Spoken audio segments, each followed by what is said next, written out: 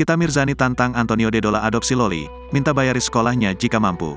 Berita seleb terkini Nikita Mirzani akhirnya tanggapi soal pernyataan putri sulungnya Loli, yang memilih untuk diadopsi Antonio Dedola.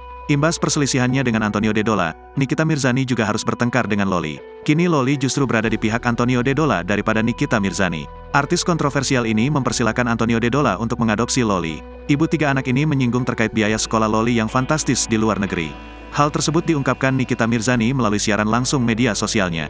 Nikita Mirzani memperbolehkan Antonio Dedola mengadopsi anak sulungnya, jika sanggup membayar biaya sekolah Loli yang disebutnya sangat mahal. Kalau ada yang mau adopsi anak gue, adopsi aja kalau bisa bayar biaya sekolahnya, ujar Nikita Mirzani, dilansir dari akun TikTok @keluarga-kecil di Jerman 01, Jumat, tanggal 19 Mei tahun 2023. Nikita pun membeberkan biaya yang ia keluarkan untuk pendidikan Loli di Inggris. Loli itu per semester 498 juta dan dia harus bayarnya pakai mata uang pound sterling karena Loli itu di UK, ujar Nikita Mirzani.